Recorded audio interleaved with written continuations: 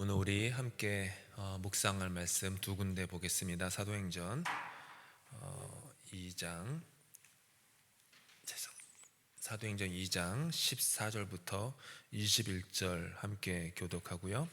그 다음에 누가복음 23장 39절부터 43절까지 함께 교독하도록 하겠습니다. 제가 먼저 사도행전 2장 14절 읽습니다. 베드로가 11 사도와 함께 서서 소리를 높여 이르되 유대인들과 예루살렘에 사는 모든 사람들아, 이 일을 너희로 알게 할 것이니 내 말에 귀를 기울이라. 때가 제3시니 너희 생각과 같이 이 사람들이 취한 것이 아니라 이는 곧 선지자 요엘을 통하여 말씀하신 것이니 일렀으되 하나님이 말씀하시기를 말세에 내가 내 영을 모든 육체에 부어주리니 너희의 자녀들은 예언할 것이요 너희의 젊은이들은 환상을 보고 너희의 늙은이들은 꿈을 꾸리라. 그때 내가 내 영을 내 남종과 여종들에게 부어주리니 그들이 예언할 것이요 내가 위로 하늘에서는 기사를 아래로 땅에서는 징조를 베풀리니 곧 피와 불과 연기로다. 주의 크고 영화로운 날이 이르기 전에 해가 변하여 어두워지고 달이 변하여 피가 되리라. 누구든지 주의 이름을 부르는 자는 구원을 받으리라 하였느니라. 아멘. 누가복음 말씀 봅니다. 달린 행악자 중 하나는 비방하여 이르되 내가 그리스도가 아니냐 너와 우리를 구원하라 하되 하나는 그 사람을 꾸짖어 이르되 내가 동일한 정죄를 받고서도 하나님을 두려워하지 아니하느냐. 우리는 우리가 행한 일에 상당한 보응을 받는 것이니 이에 당연하거니와 이 사람이 행한 것은 옳지 않은 것이 없느니라 하고 이르되 예수여 당신의 나라에 임하실 때에 나를 기억하소서 하니 함께 있습니다. 예수께서 이르시되 내가 진실로 내게 이르노니 오늘 네가 나와 함께 낙원에 있으리라 하시니라. 아멘.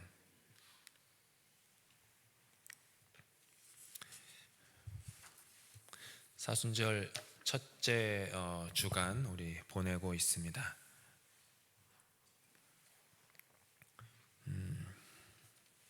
새하늘과 새 땅이라는 제목으로 함께 묵상하면서 우리 사순절 지나가는데 좀 성찰하고 돌아보는 시간이 되면 좋겠습니다.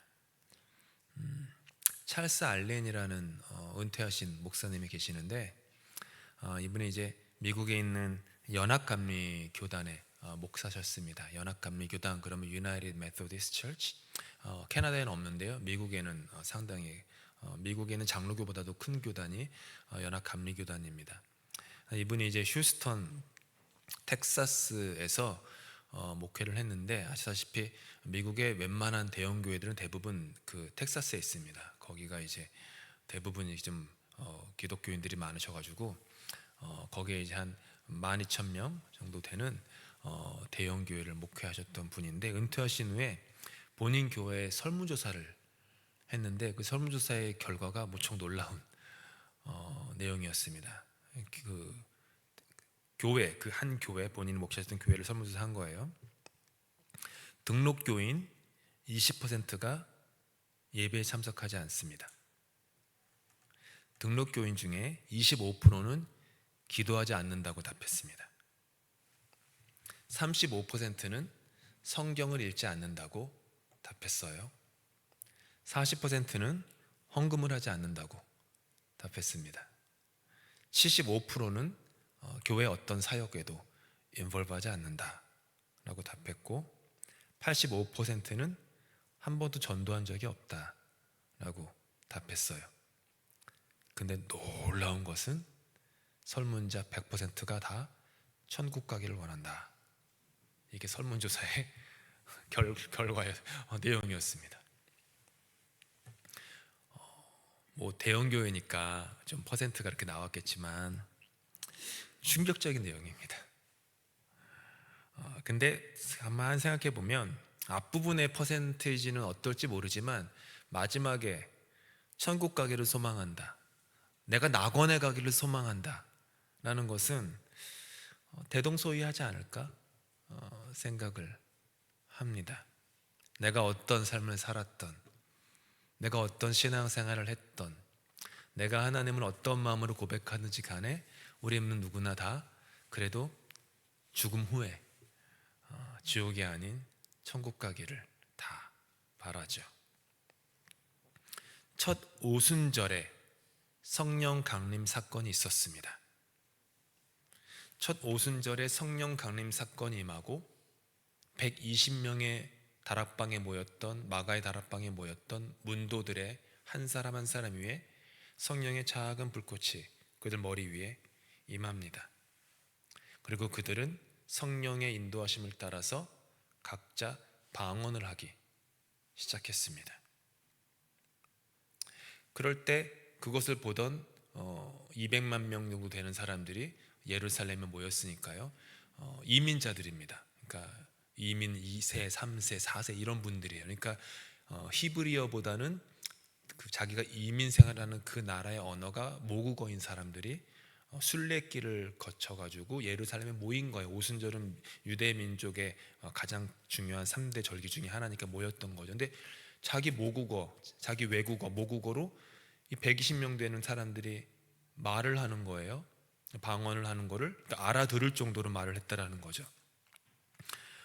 그러면서 이제 막 논쟁이 벌어집니다. 술 취해서 그랬다. 대낮에 지금 낮 3시인데 술에 쩔어가지고 방탕한 생활을 하면서 뭐 그런 얘기를 막 한 거예요. 그때 베드로 사도께서 일어나십니다. 우리 지난주에 묵상했었어요. 베드로 사도께서 일어나시는데 베드로 사도 뒤편에 11명의 또 사도들이 함께 일어납니다. 이제 스스로 목숨을 끊은 유다를 대신해서 12번째 사도를 이제 투표로 제비뽑기로 임명을 한 후에 일어난 사건이니까요. 그러니까 베드로 사도가 앞에 서고 11명이 이제 어떻게 보면 병풍처럼 뒤에 딱 서포트하는 마음으로 일어서서 베드로 사도가 설교를 쭉 하십니다. 뒷부분에 이런 말씀을 하세요. 베드로 사도께서 함께 읽어봅시다. 21절입니다. 시작. 누구든지 주의 이름을 부르는 자는 구원을 받으리라. 앞에 이제 여러 가지 얘기를 하신 다음에 결론이 이거예요. 누구든지 주의 이름을 부르는 자는 구원을 받으리라. 누구든지 주의 이름을 부르면 천국이 저희 것이다 라는 얘기죠. 두 번째 읽었던 성경에서 십자가에 서 있습니다. 십자가 좌우로 2명의 강도들이 또 십자가에 못 박혀 있습니다. 그중 한편의 강도가 예수님께 간구를 합니다. 아주 애절한 간구예요. 그러니까 호흡이 끝나기 전에 마지막 말이에요. 이 사람의 한 인생의 마지막 말. 한번 읽어봅시다. 시작. 예수여, 당신의 나라에 임하실 때에 나를 기억하소서. 그러자 예수께서 그를 보시고 이렇게 약속하십니다. 함께 있습니다. 내가 진실로 내게 이르노니 오늘 내가 나와 함께 낙원에 있으리라. 아까 말씀드렸다시피 오순절에 성령이 임하셨어요. 예루살렘을 찾아온 디아스포라 유대인들이 자신들의 언어로 이해하던 방언이었습니다. 그러니까 최초의 방언은 쌀라쌀라, 중얼중얼 이게 아니에요. 지금 제가 말하는 말을 분명하게 한국어로 알아들으시잖아요. 이런 게 방언이었다라는 거예요. 분명한 센텐스로, 분명한 발음으로 했던, 이 현상을 이해할 수 없었던 그 디아스포라 유대인들은 120명의 신자들이 오전 9시부터 술에 취한 것이다 라고 막 조롱을 합니다. 베드로 설교가 일어나서 설교를 하세요. 아까 읽었던 것은 결론이에요. 근데 결론 전에 이런 말씀을 하시는데 베드로 사도께서 설교하시는 내용 중에 중요한 내용이 요엘서 2장을 인용하신 거예요. 거기 보면 이렇게 말씀하세요. 성령이 임하실 때 요엘 선지자가 이렇게 말했다. 성령이 임하면 자녀들은 예언할 것이다. 성령이 임하면 젊은이들은 환상을 볼 것이다. 성령이 임하면 늙은이들은 꿈을 꿀 것이다. 성령이 임하면 남종과 여종들이 예언할 것이다. 성령이 임하면 하늘에서는 기사를 아래로, 땅에서는 징조가 나타날 거다. 피와 불과 연기가 나타나고 해가 변하여 어두워지고 달이 변하여 피가 되리라. 놀라운 성령의 임할 때 나타나는 현상, 요엘서 2장에 나오는 현상을 얘기해요. 근데 가만히 보니까 오순절 성령 강림절에 이 사건이 일어나지 않았습니다. 마가의 다락방에 모였던 120명의 사람들이 방언을 하는 것 외에는 자녀들이 예언하고 젊은이들이 환상을 보고 늙은이들은 꿈을 꾸고 뭐 갑자기 피와 불과 연기가 막 생기고 해가 변하여 어두워지고 달이 변하여 피가 되고 이런 일들이 일어나지 않았습니다. 요엘 선지자가 말한 놀라운 종말의 징조가 나타나지 않은 것이죠. 그럼에도 불구하고 베드로 사도께서 요엘 선지자의 그 성령 강림 때의 예언을 자기 설교에서 인용하신 것은 그렇게 놀라운 종말의 범우주적인 그 화려한 징조보다도 더 확실한 성령의 임한 증거가 뭐냐 하면은 각 나라의 언어들로 말하는 이것이야말로 성령 강림의 확실한 증거다, 이 얘기를 하시는 것입니다.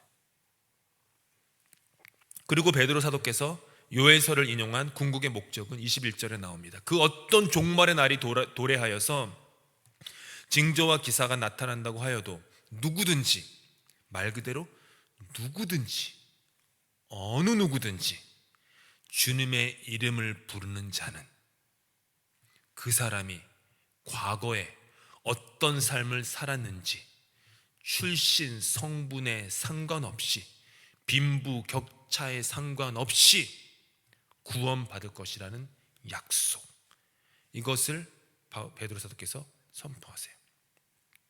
저와 여러분의 인생에는요, 요엘서 2장의 징조와 기사가 나타나지 않습니다. 대부분의 그 신자의 삶에는 아까 읽었던 요엘서 2장에 인용된 그런 사건이 일어나지 않습니다. 자녀들이 예언하고,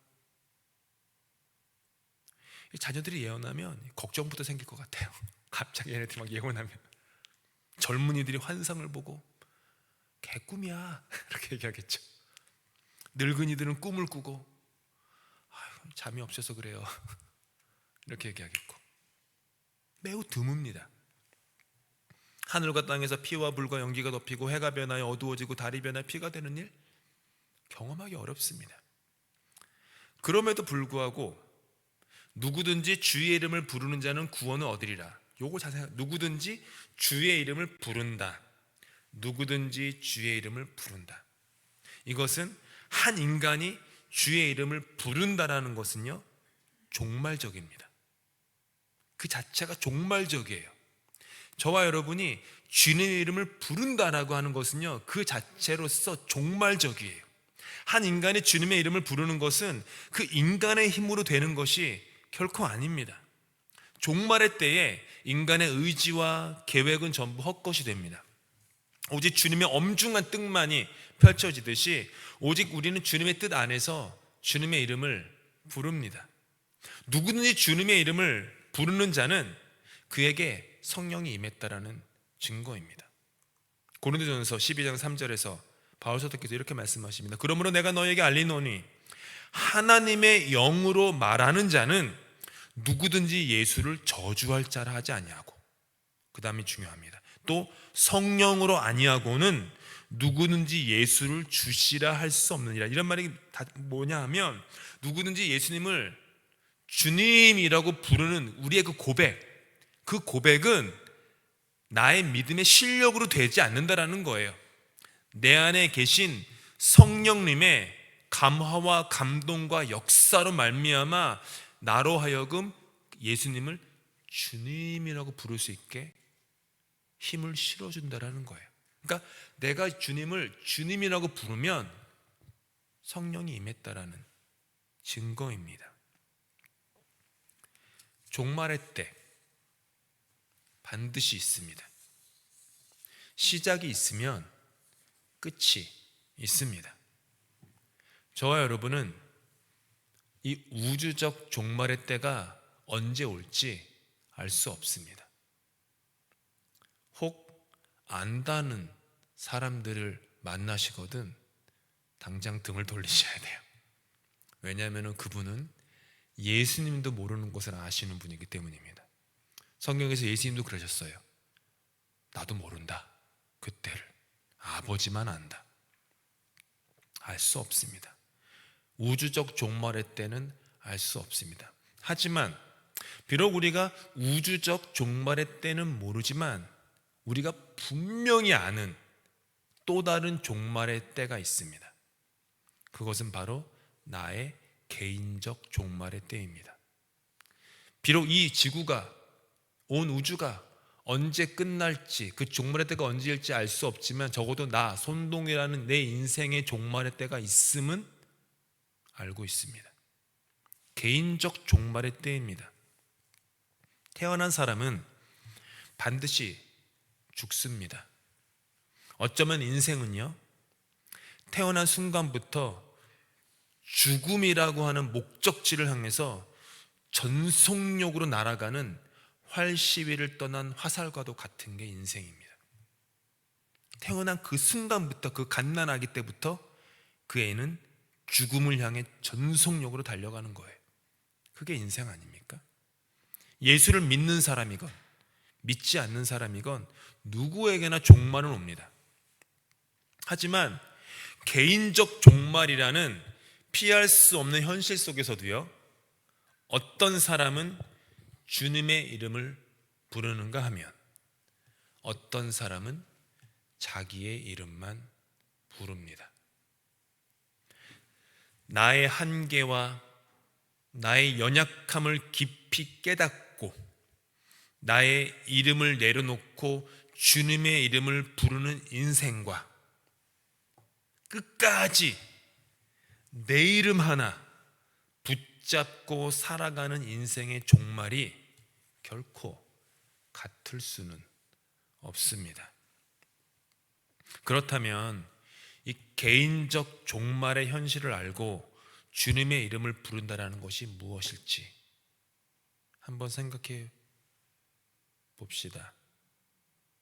태초에 하나님께서 인간을 지으실 때에는요, 가만히 창세기를 읽어보시면 죽음이 있었다라는 기록이 없어요.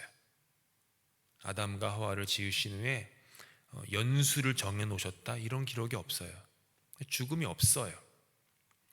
어떻게 또 알 수 있냐, 유추할 수 있냐면요, 최초의 인간이 죄를 범하잖아요. 선악과. 그때 그 죄에 대한 결과가 뭐였냐면 죽음이에요.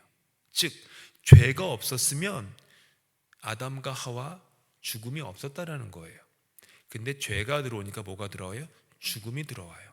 창세기 2장 17절에 이렇게 말씀하세요. 선악을 알게 하는 나무의 실과는 먹지 말라. 하나님이 말씀하시는 거예요.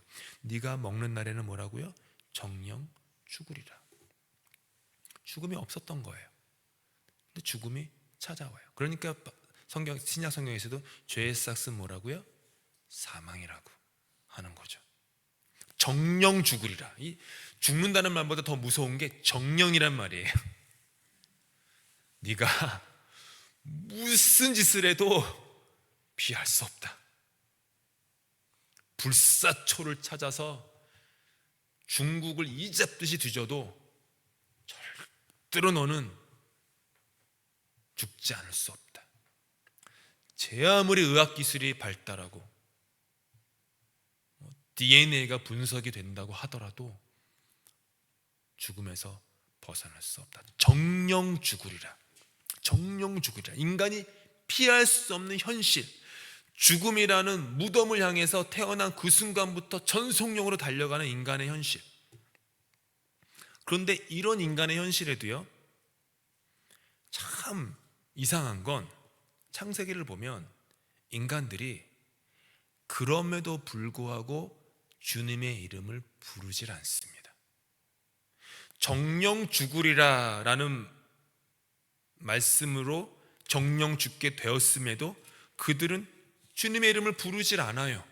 가인과 아벨이 예배를 드렸기 때문에 예배 드릴 때 하나님의 이름을 부른 것 아니냐라고 추측할 수 있을지는 모르지만 적어도 성경에서 인간이 하나님의 이름을 불렀다는 기록은 찾을 수가 없습니다.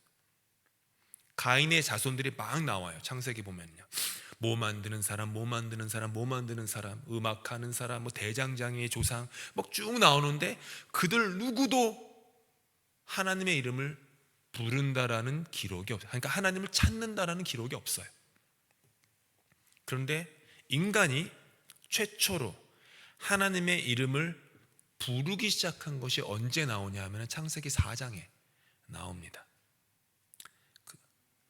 가인이 아벨을 죽임으로 아벨이 사라지고 또 아담과 하와가 다시 애를 낳아서 셋이라는 아들을 낳아요. 셋의 자손, 그때 되어지는 일입니다. 함께 읽읍시다. 시작. 아담이 다시 자기 아내와 동침함에 그가 아들을 낳아 그의 이름을 셋이라 하였으니 이는 하나님이 내게 가인이 죽인 아벨 대신에 다른 씨를 주셨다 함이며, 셋도 아들을 낳고 그의 이름을 에노스라 하였으며 그때에 사람들이 비로소 여호와의 이름을 불렀더라. 셋의 아들 에노스 때에 이르러서야 사람들이 여호와의 이름을 불렀습니다. 아담과 하와가 셋째 아들을 낳고 신기하게도 이름을 셋이라고 지어요. 그렇죠? 셋째 아들을 낳고 셋이라고 지어요. 그리고 그 셋은 또 아들을 낳았는데 에노스라 지어요. 에노스라는 뜻이요, 인간입니다. 인간이란 뜻이에요. 아담의 뜻도 하아담, 히브리어로 하아담, 그래서 인간인데 에노스도 인간이란 뜻이에요. 근데 참 아담이랑 다르게 에노스라는 이름이 아나시에서 왔어요. 히브리 아나시. 근데 그 아나시가 뭐냐 하면은요, 약하고 병들어서 죽음을 면할 수 없다라는 뜻이에요. 아나시. 약하고 병들어 죽음을 면할 수 없는 존재. 그게 에노스, 아나시, 에노스입니다.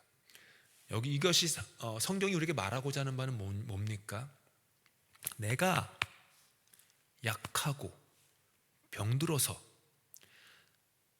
내 어떤 힘을 동원해도 나는 죽음을 면할 수 없음을 받아들이는 그 사람만이 주님의 이름을 부른다라는 거예요.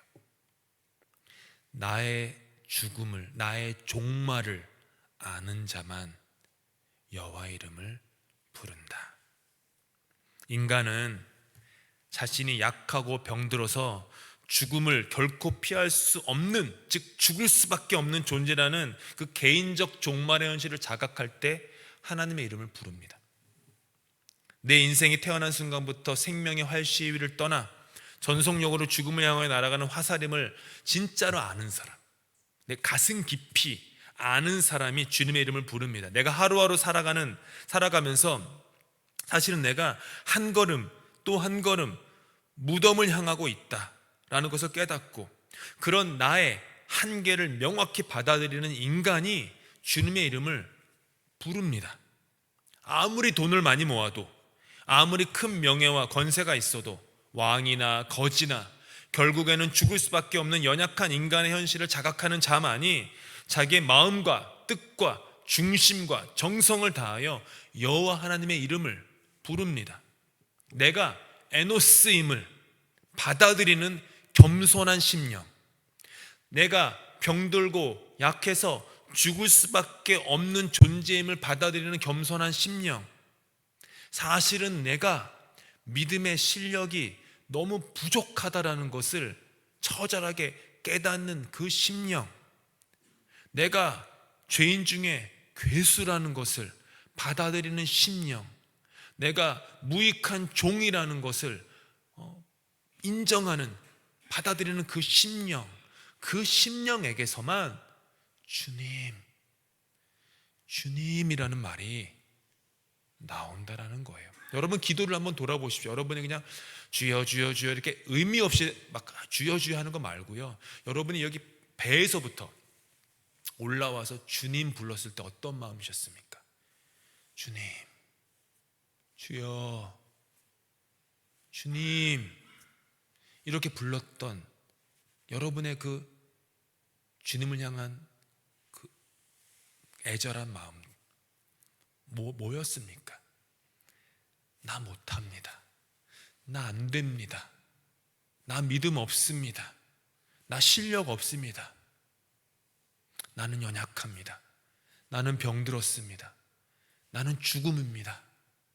그러니 주님, 그래서 주님 부르는 겁니다.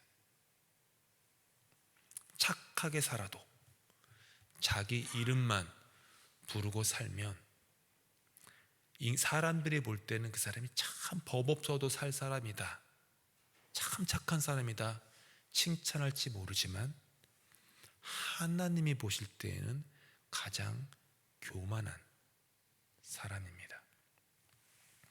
예수님의 십자가 좌우에 두 개의 십자가가 서 있습니다. 그 두 개의 십자가에는 각각 죄수 한 명씩 달려 있습니다. 그 중에 한 사람은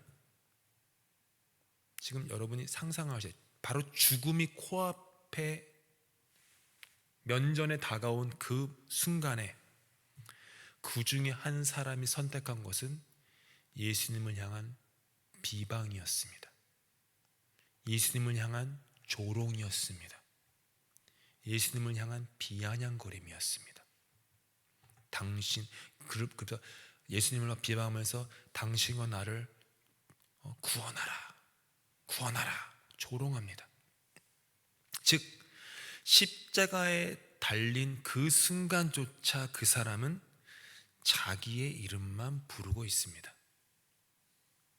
죽음의 순간에서조차도 그 사람은 죽음의 현실을 모르고 있는 거예요. 다른 편에 있던 죄수가 이 사람을 꾸짖습니다. 어찌하여 너는 하나님을 두려워하지 않느냐라고 나무립니다. 이 사람은 하나님 앞에서 자신을 깨뜨리고 낮아졌던 겁니다. 나는 내가 행한 것에 대한 심판을 받고 있지만 여기 계신 예수는 오직 의로운 일만 행하신 분이다 라고 말해요. 그러면서 자신의 운명을 예수님께 위탁합니다. 주여, 당신의 나라에 임하실 때에 저를 기억해 주세요. 얼마나 한 사람이 숨을 거두기 전 마지막에 문장 아닙니까? 내 인생이 이제 호흡이 끝나는 마지막 문장이에요. 그 문장이 얼마나 지금 이 사람이 아름답습니까? 주여, 당신께서 당신의 나라에 임하실 때 저를 기억해 주십시오. 이렇게 좀 느껴지세요? 저 구원해 주세요도 아니에요. 주님, 저 같은 자도 기억해 주십시오. 벌레만도 못한 저이지만 기억해 주십시오. 못나디 못난 삶을 살았습니다.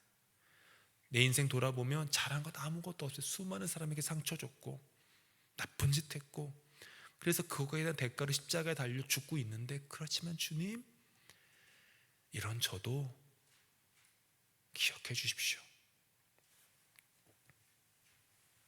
내가 에노스임을 온 영혼으로 받아들인 겁니다.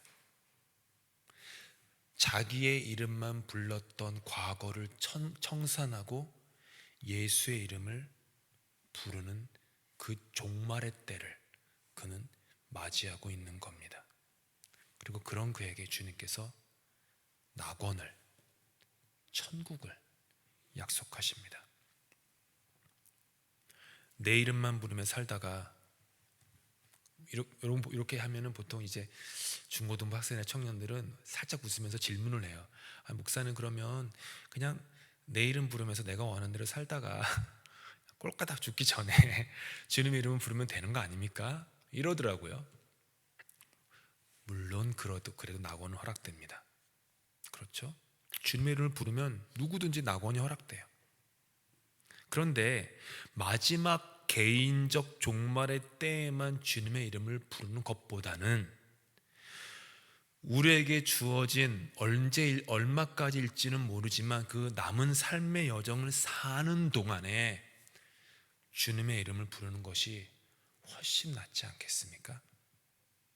개인적 종말의 그 순간이 되어서야 주님의 이름을 부르는 것보다 그 종말의 때를 오늘 나의 일상의 삶에 가져와서 지금 오늘 하루를 종말의 때로 살아가는 것이 훨씬 더 아름다운 신자의 여정 아니겠습니까? 마지막 때야 이게 내 인생에. 그럼 뭘 해야 됩니까? 내가 지금 무엇을 선택하고 무슨 말을 해야겠습니까? 지금 내 앞에 있는 이 사람 마지막이야. 만약 정말 그렇다면 내가 그 사람한테 비방하겠습니까? 원망하겠습니까? 짜증내겠습니까? 용서해야죠. 사랑해야죠. 종말의 때인데요. 마지막. 그게 신자의 삶입니다. 종말이 그냥 30몇 년, 40몇 년, 50몇 년 그때 그냥 되면은 생각하지가 아니라 그때 미래를 현재로 갖고 와서 오늘을 종말의 삶을 살아가는 것. 그것이 신자의 삶입니다. 오늘 내가 나와 함께 낙원에 있으리라 십자가에서 말씀하셨습니다. 낙원, 구름 위 어딘가에 있는 그것이 낙원이 아닙니다.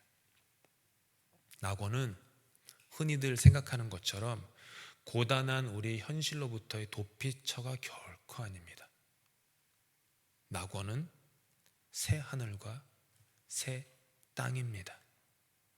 우리가 구름 위로 올라가는 것이 아니라 주님의 나라가 우리에게 임하는 것입니다. 요한계시록을 자세히 한번 읽어보십시오. 하나님과 함께하기 위해서 신자들이 그냥 뜬구름 잡듯이 구름이 낙원으로 올라가는 모습이 그려지지 않습니다. 요한계시록 자세히 보면요, 하나님이 내려오십니다. 새 땅 가운데 임하십니다. 그거를 거룩한 도성, 홀리 시티라고 계시록은 명명합니다.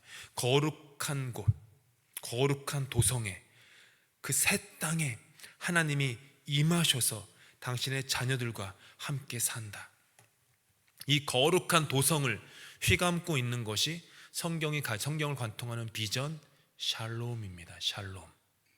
모든 것들이 조화롭게 함께 어울리는 평화, 정의의 상태. 그것이 새 하늘과 새 땅입니다. 사순절을 보내면서 예수 그리스도의 십자가를 묵상하고 있습니다. 하나님의 독생자 예수 그리스도께서는요, 십자가를 피하지 않으셨습니다. 이 땅은 잠시요, 구름 위를 걷는 것처럼 개념과 환상에 갇히지 않으셨습니다. 주님의 손, 주님의 발이 못 박히셨습니다. 그분의 몸이 십자가에 달리셨습니다. 처음부터 아기의 몸으로 나셔서 말구유에 누우셨습니다. 그리고 우리 인간이 걸어가는 길을 함께 걸어가셨어요. 인간의 언어로 함께 말하셨습니다. 우리의 고통, 우리의 즐거움을 함께 하셨어요. 그것이 하나님 아버지께서 아들 예수 그리스도를 통해 우리 인간에게 주시고자 하셨던 새 하늘과 새 땅이었습니다.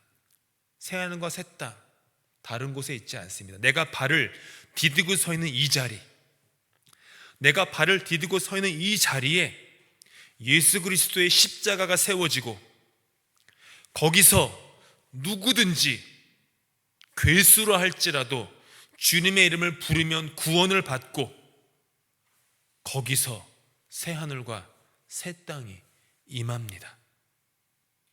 새 하늘과 새 땅, 죽음 후에만 경험하는 것이 결코 아닙니다. 새 하늘과 새 땅은 우리의 일상 속에서 우리가 경험하는 것입니다. 비록 죽은 후에 경험할 그 새 하늘과 새 땅이 100이라면 살면서 경험하는 새 하늘과 새 땅은 그림자와 같은 1 혹은 10 정도에 불과할지라도 그래도 우리는 그것을 경험하며 삽니다. 일상에서 주님의 이름을 부르십시오. 교회만이 아니라 여러분의 삶 속에서 주님의 이름을 부르십시오. 정말로 간절하면요, 기도가 문장으로 나가지 않습니다. 마음이 너무 애절하면요, 막 기승전결해가지고 기도문이 나가는 법이 없어요. 너무 애절하면 말이 안 나옵니다. 그냥 주님, 그냥 그 말 한마디에 나의 삶이 다 담겨 있어요. 주님, 주님. 운전하면서도, 자기 전이라도, 일어나서도, 걷다가도 문득 주님, 주님. 생각이 어떤 어두운 생각으로 막 갈 때 주님, 누군가를 향한 미움이 막 싹틀 때 주님, 가지 말아야 될 것을 자꾸 가려고 할 때 주님, 주님, 주님. 일상 속에서 주님의 이름을 부르며 사는 것입니다. 일상 속에서 십자가를 지고 사는 것입니다. 그렇게 주님의 이름을 부르는 그곳이 새하늘과 새 땅입니다. 사순절 보내시는 우리 성도 여러분들, 이렇게 새하늘과 새 땅이 주님의 이름을 부르는 그 자리에서 새하늘과 새 땅을 아주 조금이라도 맛보실 수 있기를 축복합니다. 아까 부른 찬양이 그 얘기예요. 초막이나 궁궐이나 내 주 예수 모신 것이 하늘나라. 할렐루야, 찬양하세. 그런 고백, 그게 새하늘과 새 땅입니다.